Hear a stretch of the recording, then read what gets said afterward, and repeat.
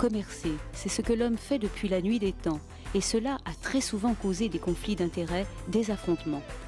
Depuis la fin de la Seconde Guerre mondiale, les pays ont choisi de régler leurs conflits commerciaux par la négociation, le dialogue. Il y a d'abord eu en 1948 le GATT, l'accord général sur les tarifs douaniers et le commerce, qui fournissait au gouvernement un forum pour leurs négociations. Ces pourparlers s'appelaient des rounds, et ils avaient pour objectif de réconcilier des intérêts commerciaux divergents. En 1995, les gouvernements ont décidé de créer une véritable organisation qui comptera bientôt 150 gouvernements membres, l'Organisation mondiale du commerce. Ces pays sont actuellement engagés dans un nouveau cycle de négociations, le programme de travail de Doha.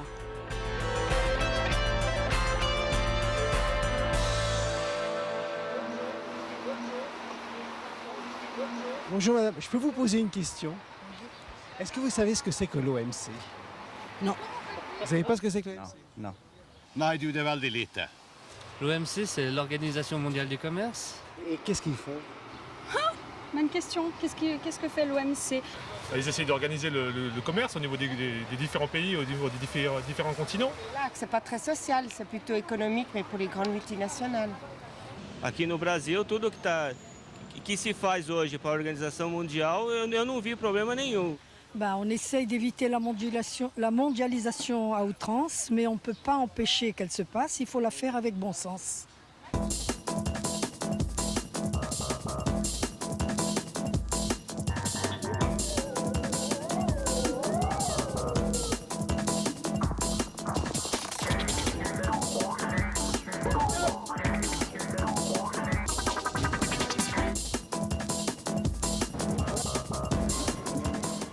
Plus bruyants, d'autres dans la rue nous posent un certain nombre de questions. Ils ne sont pas là par hasard. Bien sûr, la vie serait plus facile pour certains d'entre nous s'ils n'étaient pas là. Et je pense que nous ne pouvons, comme je l'entends parfois, regretter ces manifestants comme des invasions de sauterelles. Pourquoi cela tombe-t-il sur nous? Qu'avons-nous fait de si mal? En fait, ces rassemblements expriment un certain nombre de vraies questions auxquelles nous allons devoir répondre.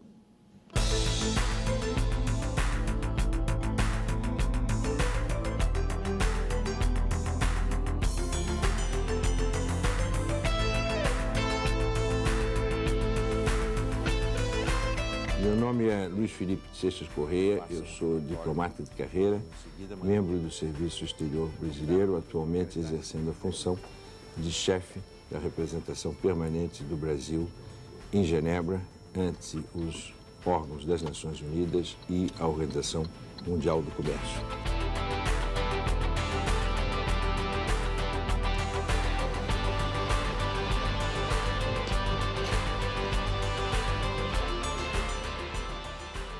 Chaque pays, grand ou petit, a ses propres intérêts économiques et commerciaux à défendre à l'OMC. Les représentants du Brésil et de la Norvège illustrent comment ce processus se déroule. This process was sometimes inescrutable to most of the NGOs. And these seminars that have been undertaken in the past few years have meant that WTO is prepared, is willing, and is determined to have better communications and better contact with the civil society, as represented by a growing number of NGOs that are concerned with a growing number of issues that are trade related. We are here because we are very concerned about the impacts of the trade negotiations on the difference we have in Brazil. For example, we have a very concentration of money and land, and that the current trade negotiations can improve these inequalities in our country.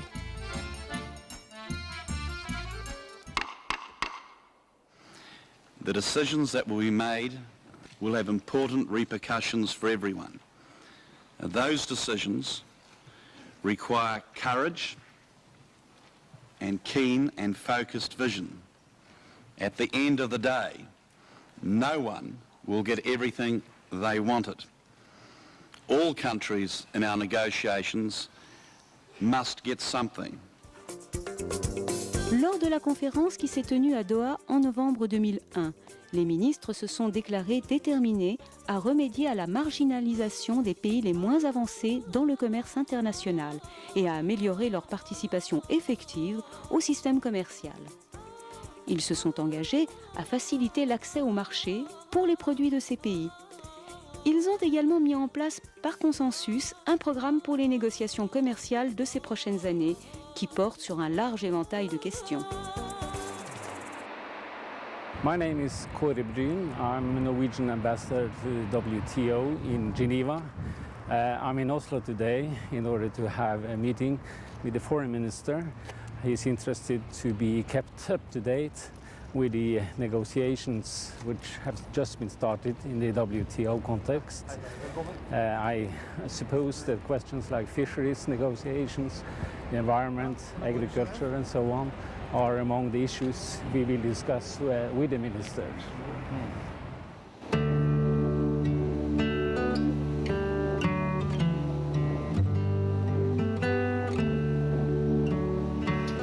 Ja, jeg heter Håkon Rasmussen. For det meste så fisker vi torsk. Men enkelte år så fisker vi like mye sei. Men torsken det er hovedbasen vår. Ja, da får vi penger for det også, for den får vi 22 kroner kiloen. Det er jeg alvorlig bekymret. For at det er jo klart at havfiskerflåten, de soper jo rent alt. Of course, one of the environment issues is the sustainability of stocks, fish stocks. And there is an important work going on to see to it that we can define subsidies in the fisheries area so that one do not stimulate the unsustainable use of fish stocks. My name is Svein Andersen and I work for a fish farmer in Lofoten. We have 7 of these farms. Salmon, to raise them to 5.5 kilo salmon, and then we export them to Europe. We have to pay enormous customs. The problems in fisheries is the same as we have in other sectors. High tariffs, sometimes we have escalation of tariffs where finished products have higher tariffs than raw material. And we have also tariff peaks in many markets, tariff of 20, 30, even 40%, which in practical terms make it prohibitive. It's a great, big potential, I think. We have to open more markets. You know, it's a little small market we got. Fisheries, I think, will be very important in the Norwegian economy in the years to come. Simply because this is an area where we can expand and where we have excellent conditions. What we need is market access.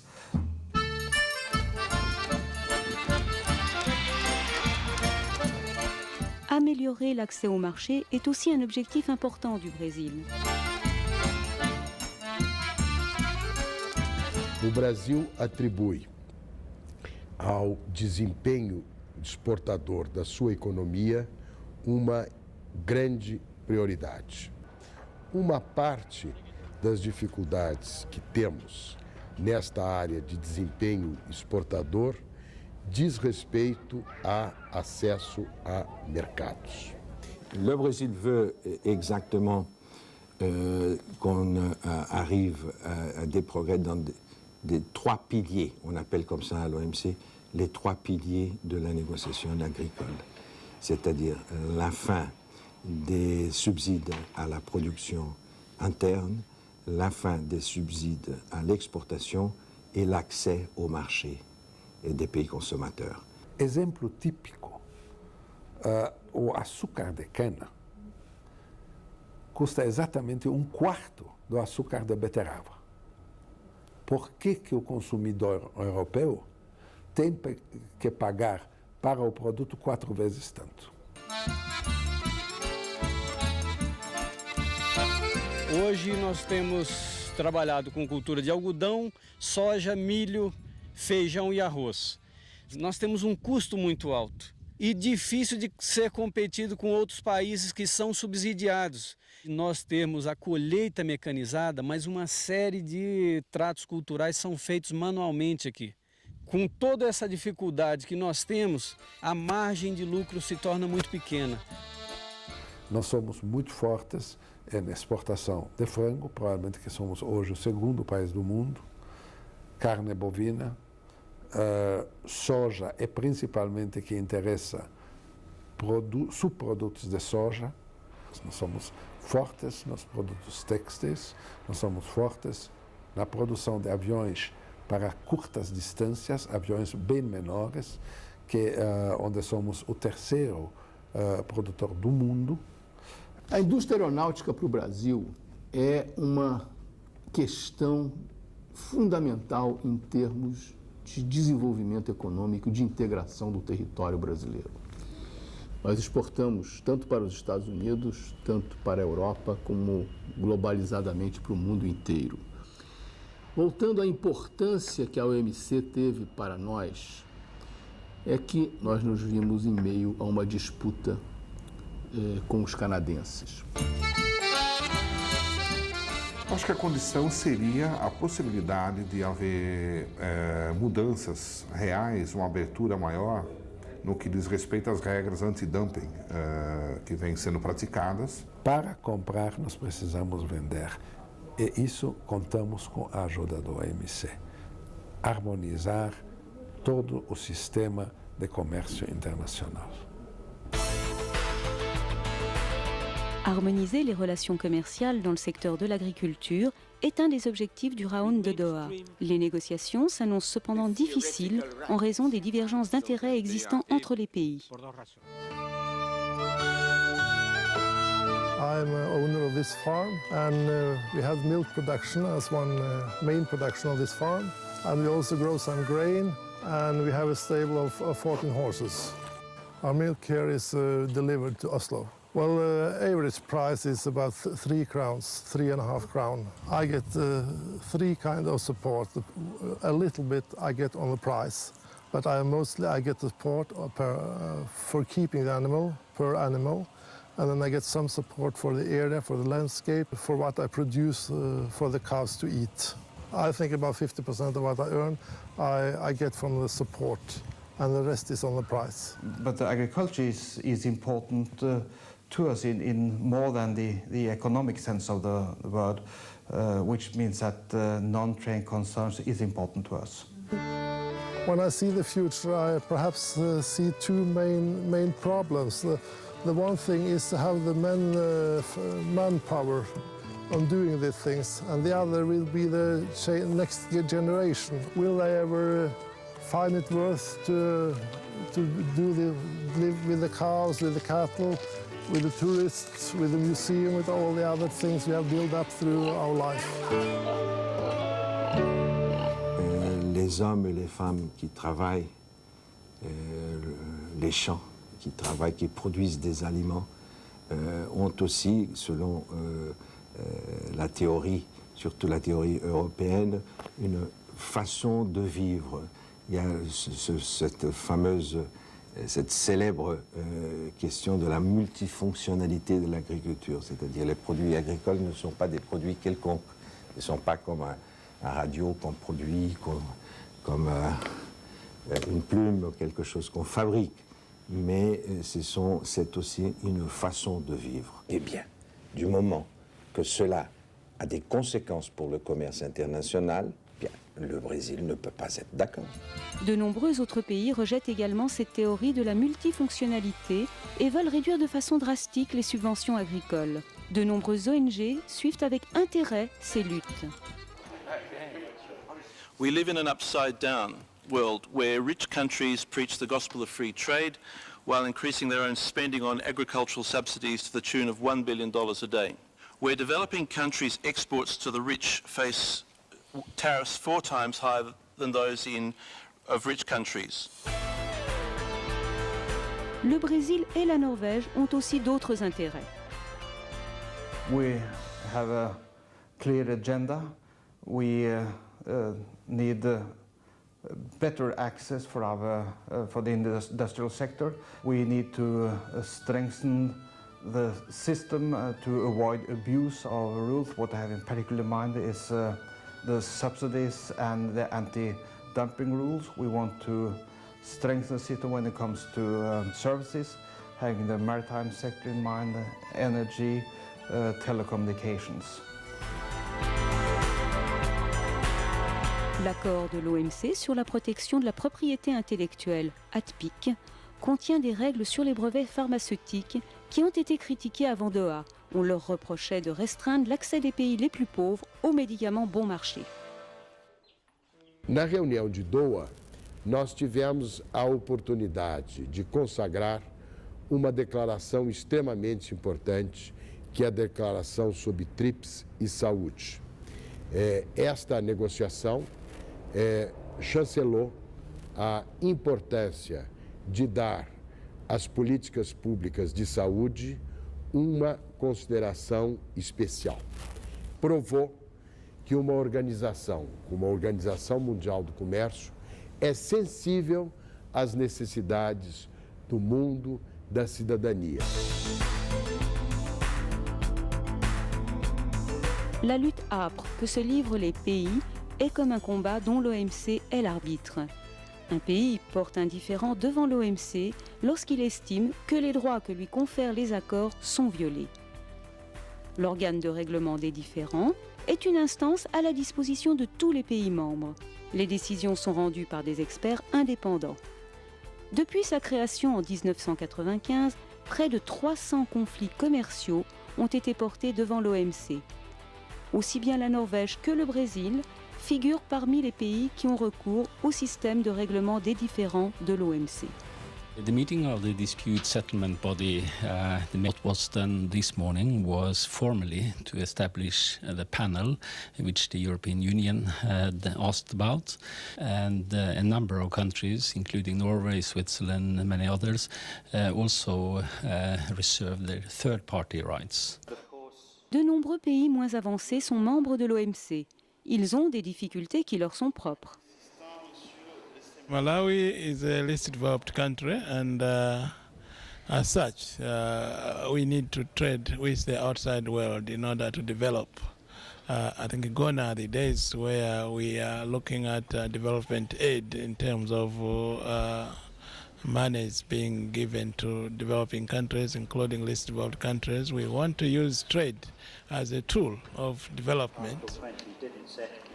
Je sais que l'OMC est très critiqué parce que les gens ignorent les vrais accords de l'OMC. C'est vrai que les pays en voie de développement et les paiements en particulier ont des difficultés pour suivre les accords de l'OMC, mais il nous revient d'apprendre ces accords pour mieux nous insérer dans le commerce international. Nous ne pouvons pas rester en dehors de ce commerce international. Vous savez, le Togo est membre de l'OMC. Mais malheureusement, nous n'avons pas les moyens de nous établir à Genève. Et la semaine de Genève est une occasion pour obtenir les informations sur les travaux réalisés. Romania is a small country with restricted market, and possibility of WTO and access to international market is very important for our country. Pour devenir membre de l'OMC, chaque pays, grand ou petit, doit adapter son économie aux règles de l'OMC. Pour ce faire, il négocie avec ses partenaires. Au niveau interne, cette question fait l'objet de débats parlementaires. We will have today an informal meeting of the Working Party for the Russian accession. And this is an important meeting. Hopefully in the not too distant future, Russia will be a member of the WTO, yes. La Chine est rentrée à l'OMC en 2001. C'est un véritable défi pour tous, car avec cette accession, ce sont d'un seul coup les besoins d'un cinquième de la population mondiale qui doivent être pris en compte dans les négociations.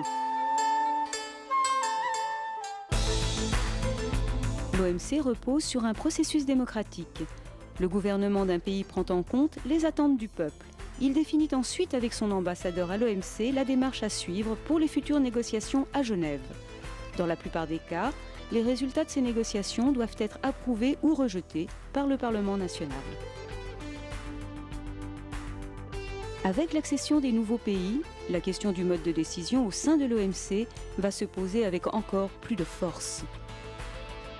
All the representatives who are here are the permanent representatives, so they have the authority of their ministers to act on their behalf. It's the consensus principle, so we have tried to avoid voting, and not only try to avoid, I think we never resort to voting in this organization.